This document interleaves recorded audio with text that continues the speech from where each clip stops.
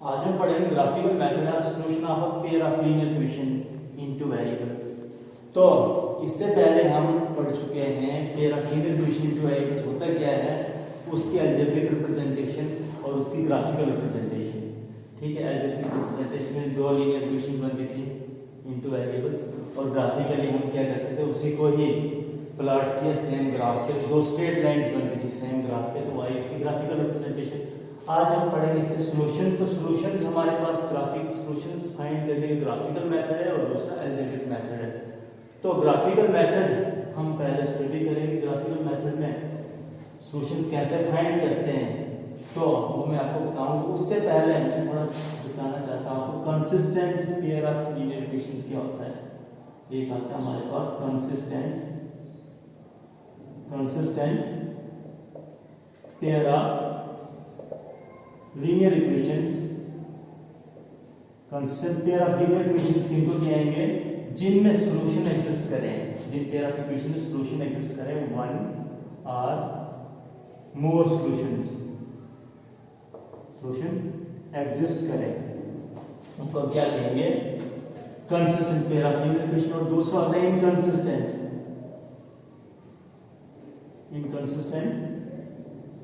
Pair of linear equations.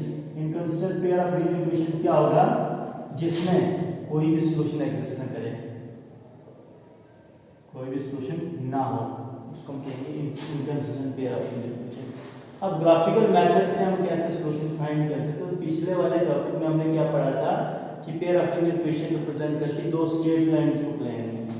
तो अब उन दो स्ट्रेट लाइंस, कभी भी दो स्ट्रेट लाइंस अगर प्लेन में तो तीन कंडीशंस आ सकती है, तीन केसेस हमारे पास अराइज होंगे। केस फर्स्ट में ये केस हो सकता है कि वो दोनों लाइंस हो सकता है इंटरसेक्टिंग लाइंस में। अगर वो दोनों इंटरसेक्टिंग लाइंस हैं उस केस में पेयर ऑफ लीनियर इक्वेशन में कितने सॉल्यूशंस होते हैं, वन सॉल्यूशन। इंटरसेक्टिंग लाइन में उस केस में वन सॉल्यूशन होगा और वो सॉल्यूशन क्या होगा, तो पॉइंट ऑफ इंटरसेक्शन, जिस पॉइंट पे इंटरसेक्ट कर रहे हैं वो पॉइंट क्या होगा, सॉल्यूशन आपका pair of linear equation two variables.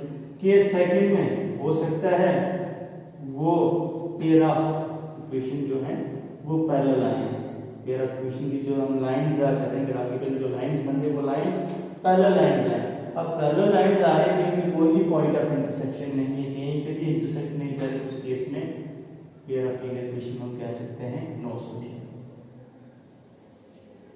तो इस सिस्टम ऑफ इक्वेशन को क्या कहेंगे, जब वन सॉल्यूशन एग्जिस्ट कर रहा है तो इसको हम क्या कहेंगे, कंसिस्टेंट में सॉल्यूशन एग्जिस्ट करते हैं। अब इसमें कोई भी सॉल्यूशन एग्जिस्ट कर रहा है इसको हम क्या कहेंगे, inconsistent.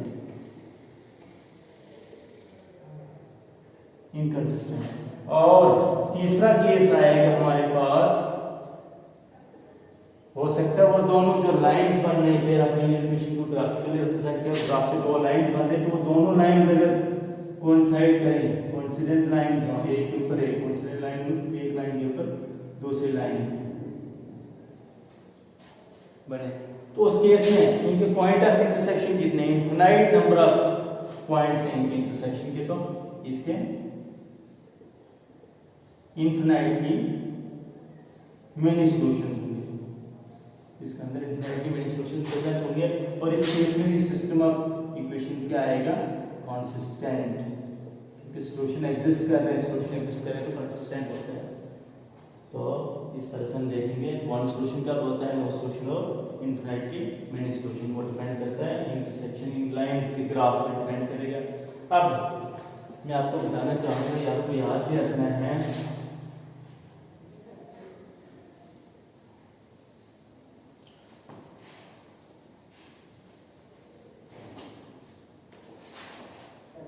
if the lines represented by the equations, अगर लाइन हमारे पास इन इक्वेशन से रिप्रेजेंट कर रही है 1x plus b1y plus c1 is equal to 0, equation की जनरल फॉर्म ली, a to x plus b to y plus c to is equal to 0। और lines represent करेंगे इक्वेशन से, और वो lines represent by the equation are equation first part में are intersecting lines है, lines intersecting है। उस केस में हमेशा a1 अपॉन a2 जो है नॉट इक्वल आएगा b1 अपॉन b2 के इक्वल नहीं होगा।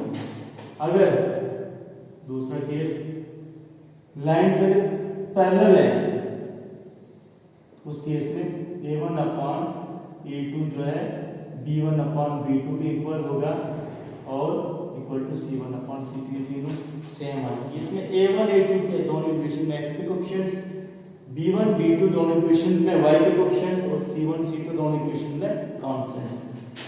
और तीसरा आएगा r कोइंसिडेंट लाइंस कब होंगी, इधर लिखा if a1 upon a2 is equal to b1 upon b2 के इक्वल होगा, not equal c1 upon c2 आएगा। उस केस में क्या आएंगे कोइंसिडेंट, तो कोइंसिडेंट होंगी लाइंस, उस केस में ये कंडीशन आएगी। तो अब इसी के बेस पे हम पढ़ेंगे इसकी एक्सरसाइज 3.2। एक्सरसाइज 3.2 में हमने क्या फाइंड करना है, सॉल्यूशंस फाइंड करने हैं ग्राफिकली। हमारे पास सिचुएशन दी गई फर्स्ट क्वेश्चन में, इस सिचुएशन की हमने क्या बनानी है, एक pair of linear equation, two variables बनानी है और फिर उसके सॉल्यूशंस फाइंड करने हैं, बट फाइंड करने हैं ग्राफिकली फाइंड करने हैं। तो ग्राफिकली कैसे फाइंड करेंगे, हम पहले सिचुएशन की पेयर ऑफ लीनियर इक्वेशन बनाते हैं, उसको ग्राफिकली प्लॉट करते हैं ग्राफ पे। तो हमारे पास है ग्राफ पे दो लाइंस बनेंगी, उन दो लाइंस में जो पॉइंट ऑफ इंटरसेक्शन होगा तो उस पॉइंट के कोऑर्डिनेट्स आएंगे इसके सॉल्यूशन। तो देखो क्वेश्चन नंबर फर्स्ट में, question number first of exercise 3.2। तो जो पहला क्वेश्चन दिया गया है इसमें क्या बताया गया है कि क्विज कंपटीशन में क्लास 10th के स्टूडेंट पार्टिसिपेट कर रहे हैं और जो टोटल नंबर ऑफ स्टूडेंट्स कितने 10 स्टूडेंट पार्टिसिपेट कर रहे हैं। फिर दिया गया जो नंबर ऑफ गर्ल्स है वो 4 more than the number of boys है। नंबर ऑफ गर्ल्स की जो है नंबरिंग कितनी क्वांटिटी वो 4 मोर है नंबर ऑफ बॉयज से। हमें number of boys and the number of girls find करना है इस केस में। तो मैं नंबर ऑफ गर्ल्स को x लेट करता हूँ और नंबर ऑफ बॉयज को मैं y लेट करता हूँ। नंबर ऑफ गर्ल्स को मैं x लेट करता हूँ। Solution, let the number of girls be x। चूंकि लीनियर इक्वेशन टू वेरिएबल्स तो हमें दो वेरिएबल्स लेने हैं, गर्ल्स को x लेट करता हूँ, मान लो x गर्ल्स ने पार्टिसिपेट किया and the number of boys be y। जो बॉयज है उसमें y बॉयज ने पार्टिसिपेट किया। अकॉर्डिंग टू फर्स्ट कंडीशन क्या आएगा, अकॉर्डिंग टू फर्स्ट कंडीशन के अकॉर्डिंग क्या है, टोटल स्टूडेंट्स ने 10 स्टूडेंट ने पार्टिसिपेट किया, मतलब बॉयज गर्ल्स मिला के 10 है, that is these are girls plus boys is equal to 10 के बराबर। This is first equation. According to second condition, according to second condition के अकॉर्डिंग क्या है, number of girls are 4 more than the number of boys. Number of girls को किससे represent किया था, x, तो ये कितने बॉयज से 4 ज्यादा, ये कि boys that is y plus 4। This is second equation. तो इन दोनों को रिप्रेजेंट करने के लिए सॉल्यूशन फाइंड करने पहले इनके ग्राफ निकालते हैं। तो ग्राफ निकालने के लिए तीन सॉल्यूशन निकालने पड़ेंगे। पहले फर्स्ट इक्वेशन के तीन सॉल्यूशन, इसमें मैं x लेता हूं इंडिपेंडेंट, y लेता हूं डिपेंडेंट। इनके x की वैल्यू मैं पुट करूंगा, y की वैल्यू वहां से आएगी। सॉल्यूशन टेबल फर्स्ट, फिर ऐसे इसका सेकंड बना के हम प्लॉट करेंगे और पॉइंट ऑफ इंटरसेक्शन आएगा। देखो फ्रॉम इक्वेशन फर्स्ट या इसमें देखो सीधा डायरेक्ट पुट करो x की value 4 in first, we get x की वैल्यू 4 पुट करने से क्या आएगा, 4 plus y is equal to 6 के बराबर, व्हिच इंप्लाइज दैट y की वैल्यू क्या आ जाएगी 16, दिस इज 10 के बराबर। तो इस 4 को साइड ट्रांसपोज किया, y की वैल्यू क्या आएगी 10 - 4 which is equal to 6. Put x की value 5 in first, we get 5 plus y is equal to किसके बराबर है 10, which implies that y की वैल्यू क्या आई 5 के बराबर. फिर उसके बाद पुट करो x की value 6 in first, we get 6 plus y is equal to 10, which implies that y की वैल्यू क्या आएगी 6 पे साइड आया 10 में से माइनस y की वैल्यू क्या है 4. इसका सॉल्यूशन टेबल क्या आएगा, the solution table of equation first is, इसका सॉल्यूशन टेबल हम यहाँ पे बनाते हैं. तो सॉल्यूशन टेबल में देखो दो वेरिएबल्स हैं x और y, तीन सॉल्यूशंस हमने फाइंड किए हैं. पहले सॉल्यूशन में हमने x को क्या लिया 4, तो y की वैल्यू क्या आई 6. दूसरे x को 5 लिया, y की वैल्यू 5, और फिर x को हमने 6 लिया, y की वैल्यू क्या आई 4 के बराबर. फिर इसी तरह हम सॉल्यूशन टेबल बनाएंगे दूसरी इक्वेशन का भी. इसके लिए हम पुट करते हैं, यहाँ पे मैं लेता हूँ इस y को लेता हूँ मैं इंडिपेंडेंट वेरिएबल, x डिपेंडेंट रहेगा. पुट y की वैल्यू में पुट करता हूँ 0 पुट कर रहा हूँ. सेकेंड वी गेट, ये 0 पुट करने से x की वैल्यू क्या आ जाएगी 0 plus 4 which is equal to 4. Put y is equal to 1 in second, we get x की वैल्यू आ जाएगी 1 plus 4 which is equal to 5. और तीसरा solution put y is equal to 2 in second equation, we get x की value क्या आ जाएगी 2 plus 4 which is equal to 6. इसका भी सॉल्यूशन टेबल क्या आएगा, solution table of equation second equation का सॉल्यूशन टेबल हम यहाँ पर बनाते हैं. तो ये आएगा हमारे पास वेरिएबल x वेरिएबल y, तीन सॉल्यूशन है 1 2 3. तो पहले में देखो हमने x की वैल्यू क्या पुट की है, सॉरी y की वैल्यू 0 पुट करने पे x की वैल्यू 4, फिर y की वैल्यू 1 पुट करने पे x की वैल्यू क्या आई 5, और तीसरे सॉल्यूशन में y की वैल्यू 2 पुट करने पे x की वैल्यू क्या आई 6. ये दोनों सॉल्यूशन टेबल को हम ग्राफ पे प्लॉट करेंगे. आपने आप क्या करना है, ग्राफ पेपर लेना है और उस ग्राफ पेपर पे आप क्या करोगे, जैसा हमने पिछली एक्सरसाइज में पढ़ा था, इनको रिप्रेजेंट करना है ग्राफिकली. इन दोनों सॉल्यूशन टेबल से जो ये सॉल्यूशन है इनको प्लॉट करना है. तो उस ग्राफ पेपर पे आपने क्या करना है, एक आप ड्रा करोगे वर्टिकल लाइन, जो ऊपर से नीचे के लिए लाइन, इसको y एक्सिस रखोगे. ऊपर के लिए पॉजिटिव y एक्सिस, नीचे के लिए नेगेटिव y डैश, और हॉरिजॉन्टल लाइन रहेगी x एक्सिस, इस साइड नेगेटिव और राइट साइड पॉजिटिव. तो उसमें बॉक्सेस वगैरह बने होंगे, पहले की डॉट लाइंस पे लाइंस ड्रा करनी है. उन बॉक्सेस के एंड पे आप लगाओगे इस तरह से नंबरिंग 1. 9 पे बड़ा आपने प्लॉट करना 2 3 4 5 6. पॉजिटिव एक्स एक्सिस पे प्लस साइन रहेगा, यहाँ पे ओरिजिन, यहाँ पे -1 -2 -3.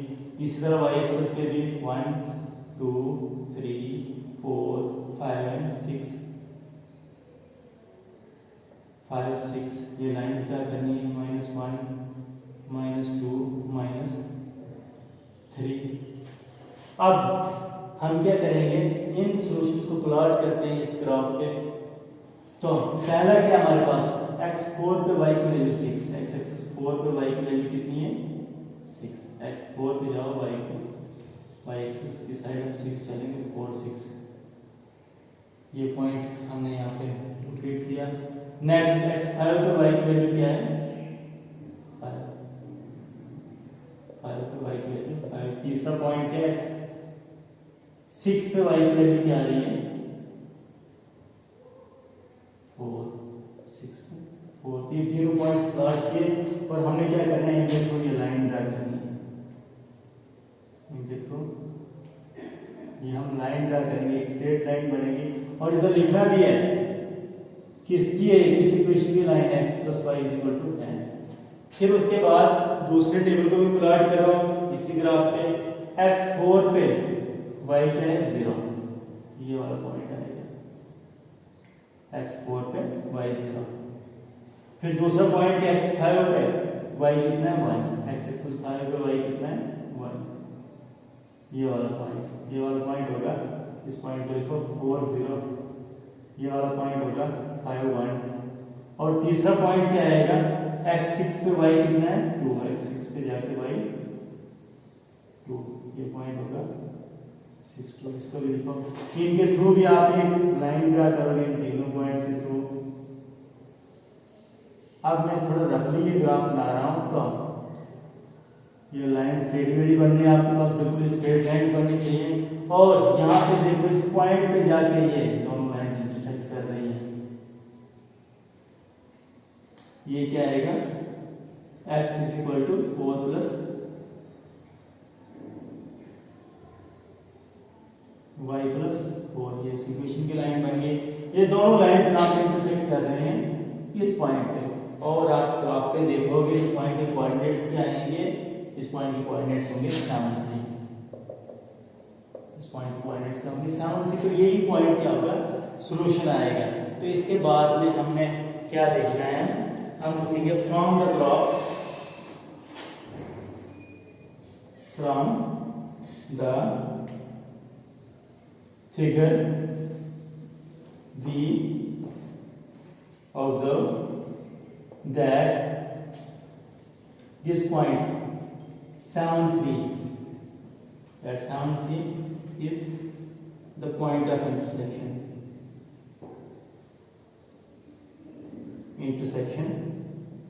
of the lines. We observe that 7 3 is the intersection of the lines point of intersection आएगा। तो अगर ये पॉइंट ऑफ इंटरसेक्शन दो लाइंस का, इसका मतलब विच इंप्लाइज दैट ये पॉइंट 7 3 इज द सॉल्यूशन। ये 7 3 इसका सॉल्यूशन आएगा। आप सिंपली लिखो, इसमें x कोऑर्डिनेट आएगी, x की वैल्यू, y कोऑर्डिनेट आएगी, y की वैल्यू, पॉइंट ऑफ इंटरसेक्शन। इसका मतलब लिखो 7 3 is the solution of the given pair of equations लिख सकते हो। और ये इसका सॉल्यूशन देयरफॉर इसमें x क्या था, number of girls, x coordinate girl that is 7, और नंबर ऑफ बॉयज किसके बराबर आएगा, इसका y कोऑर्डिनेट, y से रिप्रेजेंट किया, दैट इज 3 बॉयज ने पार्टिसिपेट किया था इस क्विज के अंदर। तो इसी तरह आप इसका सेकंड क्वेश्चन, आप सेकंड पार्ट देखोगे, इसमें भी आपने क्या करना है, इस इक्वेशन की अलजेब्रिक रिप्रेजेंटेशन मानी, pair of linear equation, 2 variables बनेंगे, उनको ग्राफ पे प्लॉट करना और जिस पॉइंट पे इंटरसेक्ट करेंगे वो सॉल्यूशन होगा। तो जो x कोऑर्डिनेट x की वैल्यू आएगी, y कोऑर्डिनेट y की वैल्यू होगी। फिर इसी तरह क्वेश्चन नंबर 2 में क्या करना है, ऑन कंपेयरिंग द रेशियोज, ये ratios a1/a2, b1/b2 and c1/c2, find whether the lines representing the following pair of linear equation intersect at one point or parallel or coincident। हमने देखने रेशियोज की help से क्या ये लाइंस इंटरसेक्ट कर रही हैं, पैरेलल हैं या कोइंसाइड हैं। इसके लिए मैंने अभी आपको जनरल कंडीशन बताई थी। इंटरसेक्टिंग लाइंस की क्या कंडीशन है, जब लाइंस इंटरसेक्टिंग हो तो ये ratios a1/a2 not equal to b1/b2 होता है। अगर लाइंस पैरेलल हो तो तीनों रेशियोज इक्वल होते हैं, a1/a2 is equal to b1/b2 is equal to c1/c2। और लाइंस कोइंसाइड करें तो उस केस में a1/a2 is equal to b1/b2 is not equal to c1/c2 आता है। तो मैं इसका कोई भी एक पार्ट, थर्ड पार्ट बताता हूँ। क्वेश्चन नंबर 2 का थर्ड पार्ट भी सिंपल है, इसी का रोड पे आप कर सकते हो। थर्ड पार्ट में हमारे पास पेयर ऑफ इक्वेशन क्या है, the given pair of equations is, ये गिवन पेयर ऑफ इक्वेशंस दी गई हमारे पास इसकी पहली इक्वेशन क्या है 6x minus 3y 6x minus 3y plus 10 is equal to 0 और दूसरी क्या है 2y minus y 2x minus y y plus 9 is equal to 0। ये हमारे पास दी गई पेयर ऑफ इक्वेशन।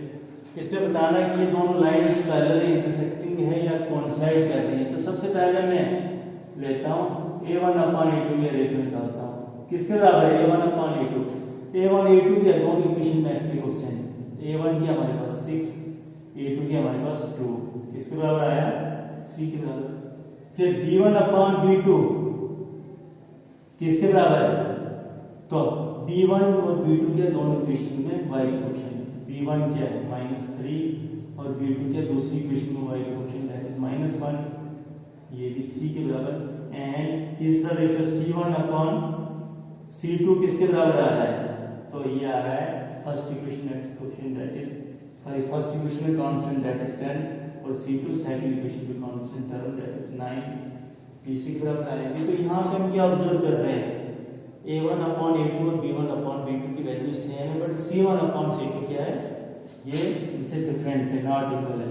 यहाँ पे आप लिख सकते हो सिंस a1 अपॉन a2 जो है equal to b1 upon b2 is not equal to c1 upon c2। तो जनरल फॉर्म आप डिस्कस कर चुके इस कंडीशन में क्या आएगा इसका मतलब लाइंस क्या होगी दोनों कोइंसाइड करेंगी सॉरी लाइंस क्या होगी पैरेलल लाइंस होगी। इस केस में क्या होता है पैरेलल लाइंस हमने यही बताना कि लाइंस इंटरसेक्ट कर रही है therefore the lines are parallel so the lines are